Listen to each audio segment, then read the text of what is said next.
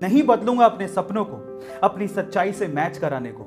मैं बदलूंगा अपनी सच्चाई को ताकि वो मेरे सपनों से मैच कर सके। तब ग्रेजुएशन नहीं हो जाती तब तक उसके खर्चे उठाते रहते हैं। कई माँ बाप तो हद दानवीर होते हैं।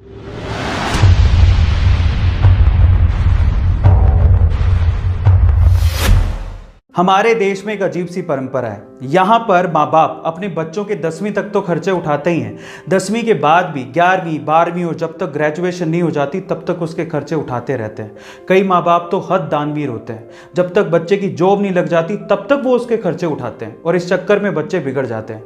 यहाँ पर बाहर के जैसा नहीं होता। ज़्यादातर डेवलप्ड कंट्रीज और अच्छी कंट्रीज में बच्चे अपना पार्ट टाइम जॉब करके और मेहनत करके 10वीं के बाद से अपने खर्चे खुद उठाते हैं, लेकिन इंडिया में ऐसा कुछ नहीं है।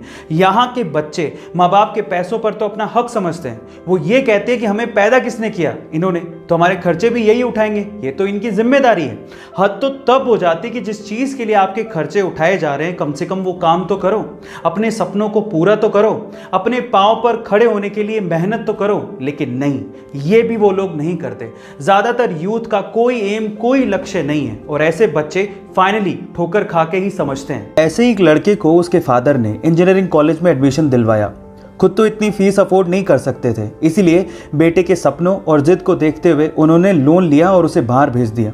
कुछ दिनों तक तो ठीक था, लेकिन कुछ दिनों बाद बेटा ये भूल गया कि वो लड़कर और लोन लेके बाहर पढ़ने आया है। इसके बाद लड़के को हवा लग गई और पढ़ाई और लक्ष्य से उसका पूरी तरह से ध्यान हट गया। फालतू घूमने और लड़कियों के पीछे भागने में ज़्यादा ध्यान रहता था।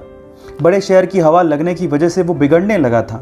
इसी वजह से एक बार उसकी बैग तक लगते लगते बची थी, फिर भी वो नहीं संभला।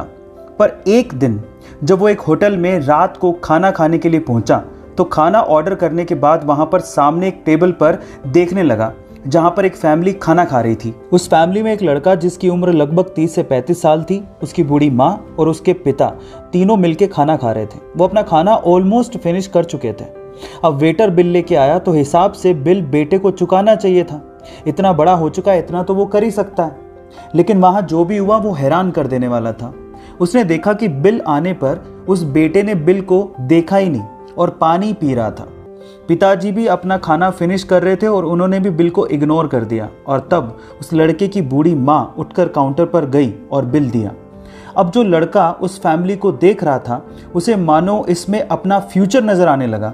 उसने ये सोचा कि अगर मैं भी ऐसा ही करता गया और पढ़ाई पे ध्यान नहीं दिया तो एक दिन मेरी भी हालत ऐसी हो जाएगी कि मैं अपने माँ बाप को एक अच्छे होटल में खाना तक नहीं खिला पाऊंगा। तब वो लड़का जागा और उसके बाद उसने अपनी सारी खराब आदतें छोड़ दी, अपनी पढ़ाई पर फोकस किया। इंजीनियरिंग के फाइनल ईयर में आते आते उसने ठान लिया था कि अब वो घर से एक भी पैसा नहीं मांगेगा। अपना रास्ता उसने खुद चुना, मेहनत करता गया और यूट्यूब की दुनिया में कदम रखा। और आज उस लड़के का यूट्यूब शॉर्ट्स का दुनिया का सबसे बड़ा चैनल है और 10 मिलियन से ज्यादा सब्सक्राइबर्स हैं। और आज ऊपर वाले की दुआ से कामयाब होकर वो लड़का आपके सामने खड़ा होकर अपनी कहानी सुना रहा है। जी हाँ गाइस, वो मेरी ही कहानी है। लेकिन मैं ये कभी नहीं चाहूंगा कि जो गलती मैंने की वो आप करें। इसलिए एक चीज हमेशा याद रखिएगा, अपने माँ बाप की परवरिश और उनके पैसों को कभी भी ग्रांटेड मत लीजिएगा। वो आपकी फीसें भर रहे हैं, आपके लिए पैसा इन्वेस्ट कर रहे हैं, तो उनका मकसद सिर्फ एक ही है कि आप अपने पैरों पर खड़े हो जाएं। इसलिए इस चीज को समझें और खूब मेहनत करें और कुछ करके दिखाएं। और हाँ, अगर ये काम आप खुद के पैसों से करना चाहते हैं, यानी कि पार्ट टाइम जॉब करके अपनी फीस खुद भर के अपनी पढ़ाई का खर्चा उठाना चाहते हैं, तो इससे अच्छा काम आपकी जिंदगी में कभी भी नहीं हो सकता। ये तो बहुत ही अच्छी बात है। गाइस, आपको ये वीडियो कैसी लगी मुझे जरूर बताइएगा। Thank you so much.